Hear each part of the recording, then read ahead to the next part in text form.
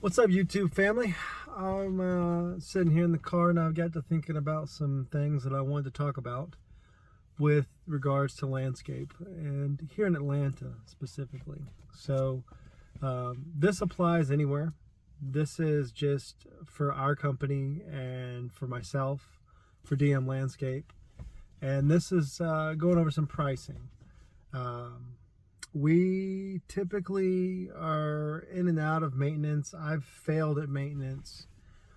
Probably, I say failed. I've given up on it probably since 2012. I'd say 6 times.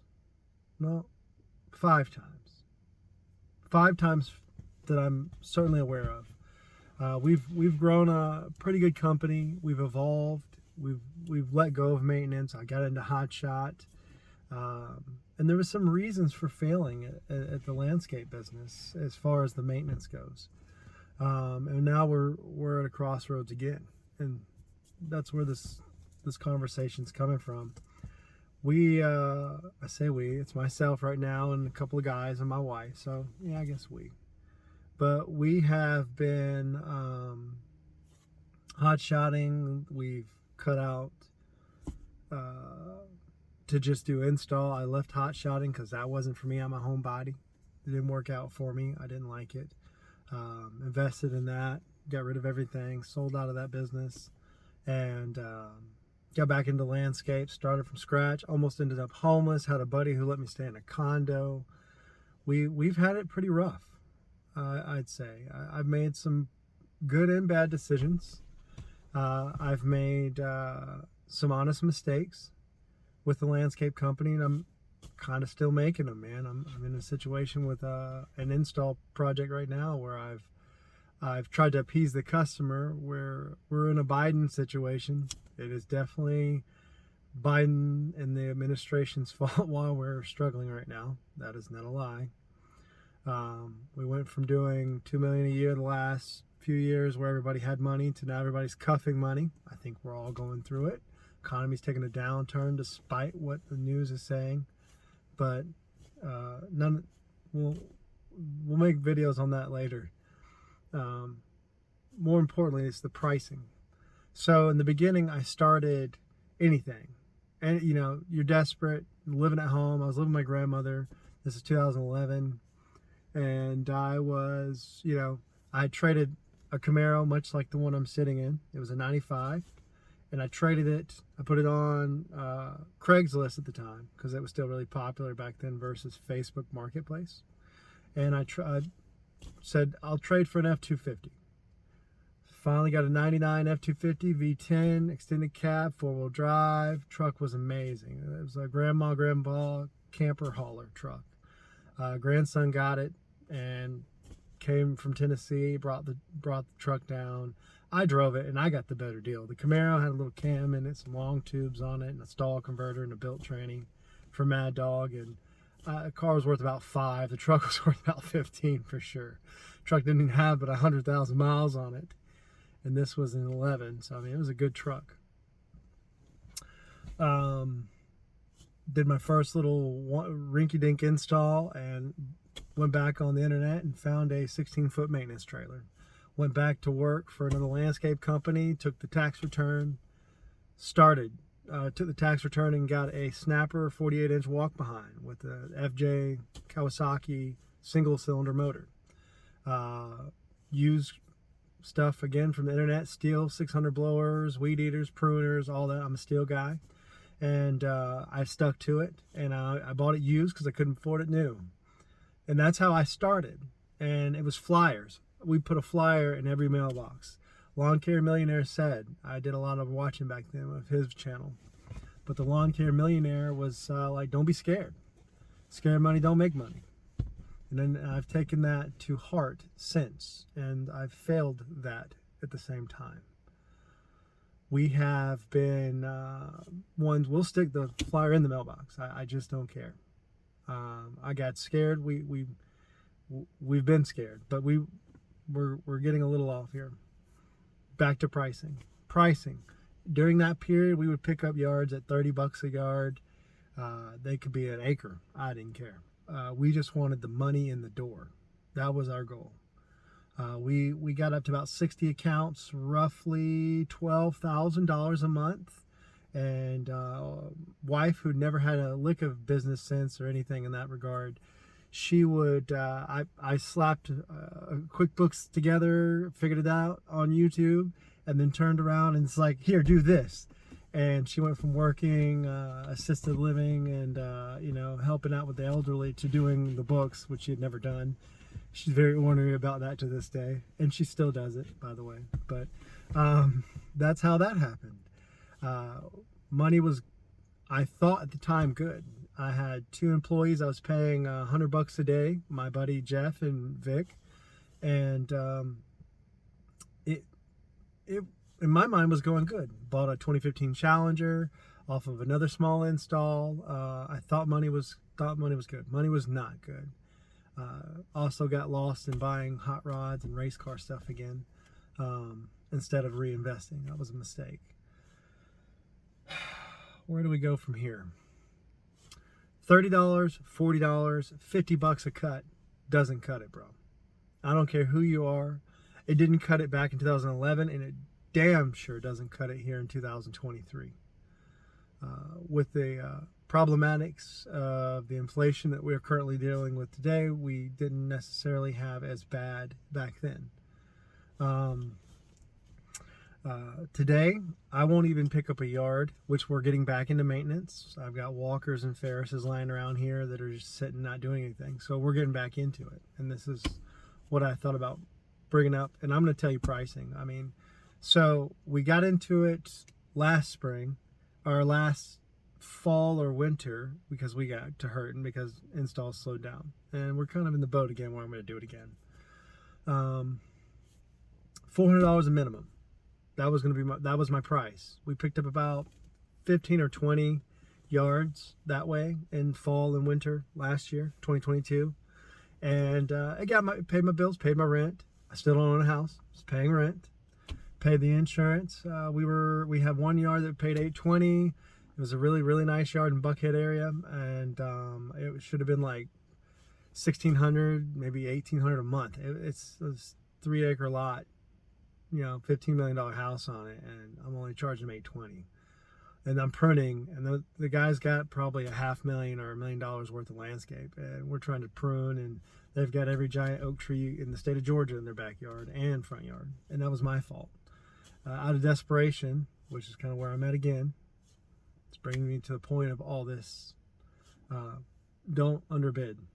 It doesn't do you any good. You'll burn out 100%. 100% of the time. This time around, we're going to do it a little different. Bi-weeklies for us are going to be $185 minimum. So if you feel your yard's not worth that, then we're not worth your time and you're not worth ours. That's it. That's very simple. That does not include the pruning. I will be charging $65 a pop just to prune. I thought about $65 a man hour per man, because we still got guys on that we can afford to keep on the install side. And I figured I could drag them over, roughly when it gets time, if we can pick up fast enough. And picking up fast enough depends on how desperate you are and how much you're willing to sell your soul off at a low price versus what you're actually worth, which is up here. If you've got knowledge and experience, that matters. So you charge what you think you're worth. But I'm going to tell you what I'm worth. $240 to $300 minimum to cut weekly. $65 a pop, or $65 per man per hour to prune. I will give them the option, basing that on if they've got 1,000 bushes or if they've got 20 bushes. You get the $65 a pop if you got 20 bushes. And if I'm going to be here and I'm trying to have 15 houses done in a day in the metro Atlanta area, then the yards aren't small. Pruning is what's going to kill me. It's going to take the profits out of mowing. So pruning is, in a sense, it's going to be its own thing. There's another company here called C&M Residential, and what they do is they have what's called a seasonal pruning crew.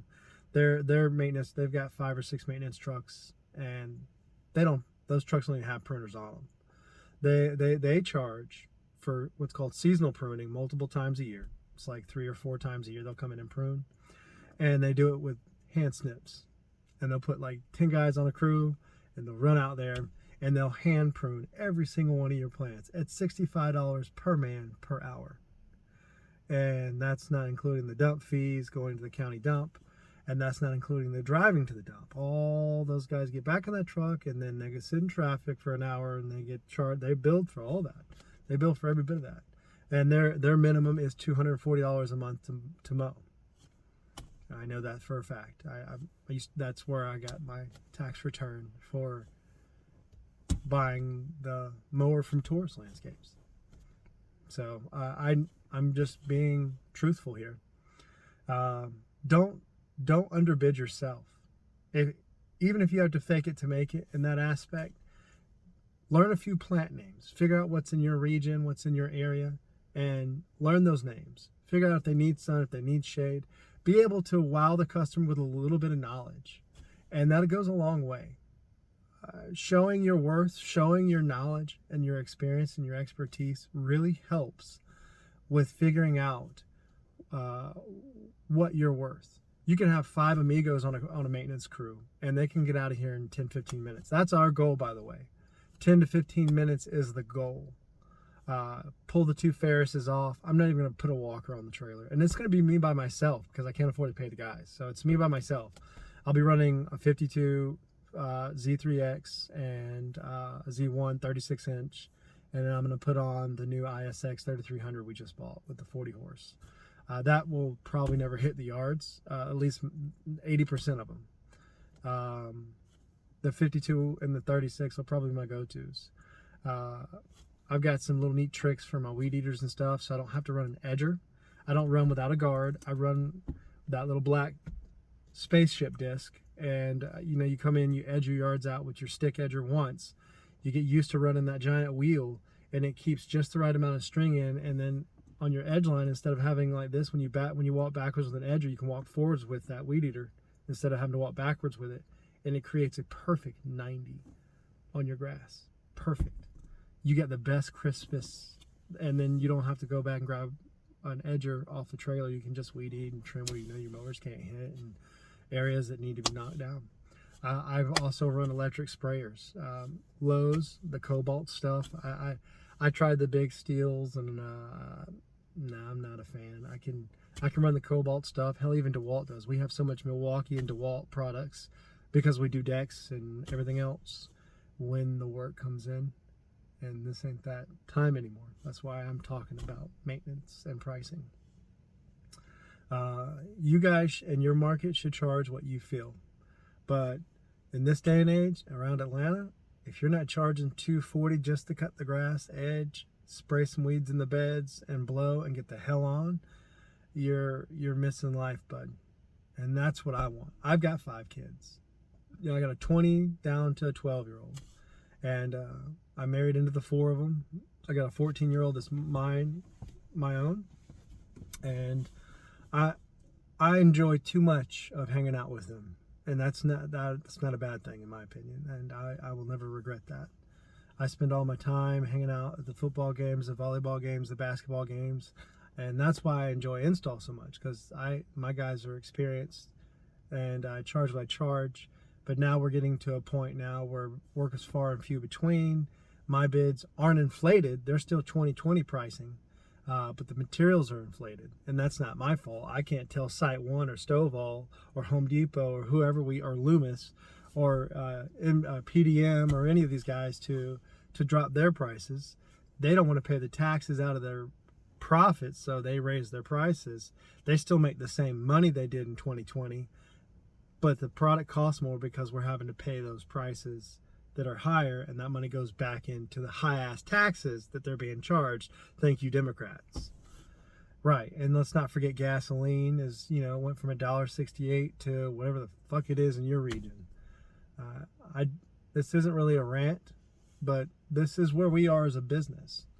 And I'm dealing with some new insights. We've got equipment that's 8-10 years old that needs to be swapped as far as skid steer excavators And you know, we got a dingo from 18 that's got about 1,000 hours up. I need to put that up for sale. The TL8 needs to go up for sale. These are things that, or excuse me, the TL10 needs to go up for sale. The TL8's gone, but these are things that you got to look at. The problem is, if I put them up for sale, can I replace them? I can't. Not new anyway. And they were new when they were purchased back in their respective times. So they were financed. Now I don't want to do any financing. I'm, for the most part, debt-free, and I want to live that way. I enjoy that. That's another benefit of running a business and charging appropriately. By the way, my amigos on the install side, $250 a day, $200, $220. That's what they get paid. Every single day they get that in cash. And for us, it bites. Because when you take a deposit, that means you're relying on the deposit's back end to pay you and cover your personal shit, your house bills or whatever that is, plus whatever extra payroll you might have out. But it really eats up your material costs. So then you can shortcut, and don't ever do that. Always, if you need 4 yards of mulch, it's 5 yards of mulch. If you don't need that 5th yard, leave it. But you have the money for it just in case. You've already charged for it. If you've got 75 bales of pine straw that you think you need, buy 90. Buy 90 bales. If you're doing stone, which is what we ran into on this project, I quoted him for 4.5 yards, bought 5, thinking I'd have a half yard. Didn't actually measure. I screwed up because I've already done 2 retaining walls with this guy. And like in the last 60 days, we've been on his property. So we haven't had any work. If it wasn't for him, we'd be screwed. But I didn't even charge for this. We did veneer face, and we didn't even bill him for the cinder blocks, mortar, concrete footing, or said cinder block. I didn't, or the installation. I only billed him $38 a square foot for the veneer front. So I didn't charge him for the materials in the back of that wall, the first wall, that foundation wall, basically. None of that. I should have billed $20 a square on the cinder block wall plus the 38 on the veneer. I don't mind giving prices. My normal prices for a traditional wall is $45 a square foot plus materials. You should never include your materials price in your installation price because the materials always fluctuate. And last 3 years is a perfect case in point. You always, always, always say, I've got 5 yards of gravel. I've got 3 pallets of Belgard Diamond 90 Pro or whatever block you use. And then this is my installing price. And then don't forget the adhesive glue, the masonry glue or the landscape glue that you use to cap down the stone, the caps, the wall caps. And, you know, I mean, that's how this goes. You always have to think about that. Well, since money's gotten tight for people, we don't do $45 a square foot. Now we're back to 38, which was 2017 pricing. We haven't been $38 a square foot since 17. You can take my numbers and you can say, well, fuck, I can do it for 35. Go ahead. Go do it for 35. See if you can make money. You'll do it by yourself. Or you'll have really inexperienced people. Or you're doing it by hand because you don't have that skid steer out there. Or it's a rental from Northside Tool Rental or Home Depot or Sunbelt or Hertz or, you know, United. One of those guys. You don't own it though. It's not yours. And if you do own it, it's probably in worse condition than my stuff. Mine's got 3,500 hours on it. Yours has probably got a knock or a bad leak and you're good. But pricing is key. And numbers, my numbers, I hope you use them. I hope they work for you. And some of the bigger companies, Gibbs, Atlantiscapes, they can actually come down on pricing because they do so much volume. Their name is so big. So DM is just a drop in the bucket comparative to, you know, the 1,000 landscape companies around a 5-mile radius of me. Like, no joke. There's that many. But everybody knows where they are, you know. Everything is an industry. Landscape, sod's an industry here in Atlanta. Plants are an industry. There's a guy coming around that only prunes. He's the pruning guru. Name's Mike. All he does is prune bushes. That's it. He doesn't do anything else. Pine straw is its own business here in Georgia. It literally just Pine Straw King, prime example. You know, there's the mulch trucks that blow in mulch. They'll do 17 yards minimum. They only do mulch. Everything here is its own industry per se. We are kind of a do it all. We do it all. You know, we do lighting, we do irrigation. I don't like repairs. I only do install. Repairs, $119 an hour though. On the maintenance side, we'll offer that to our maintenance clients, but I'm not gonna run around freaking Atlanta, you know, billing out for $119 an hour, and they don't want to pay for drive time. Call a plumber. What's he gonna do? He's gonna get his $125 service call. He might wave it into the bill if you do the work with him. We're one of the only industries that doesn't get billed that way. We don't get come out and give you a $50 bill for giving you a quote on maintenance or install. We don't get money for that, like electricians or plumbers. So this is just numbers, honest, true numbers for us. What we're charging. You might be less. You might be successful. Hopefully you are. You know, but we run the best equipment in my mind. You know, Ferris, Walkers, Steel, Takeuchis, Toro Dingos. You know, that's what we love. I think those are good for us. I'm sure, you know, I'd love to have a ASV RT75. That's the creme de la creme. That's like the Ferrari of skid steers, is the ASV models brand. But, you know, but for what I can afford, it's like Chevrolet versus Cadillac. I got Chevrolet money, you know. But yeah, this year we're going to be going up. 360 or 320 is our minimum, and 260, between 260 to 360 depending on sizes of yards. And again, if you've got 3 acres of mowing, or if you've got an acre and a half, and my 52 or my 60 is going to be there for more than 20 minutes, you're probably going to be 450 to 500 a month on that. And that's just the reality of it. Just because I know what it takes to live. I mean, food's not free. Gasoline is definitely not free. Insurance is not free. Workman's comp is not free.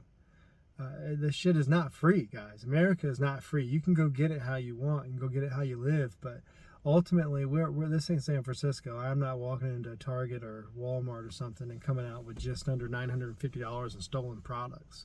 I pay for my shit. I'm proud to pay for it. You guys should be too, and you should be paid and compensated accordingly.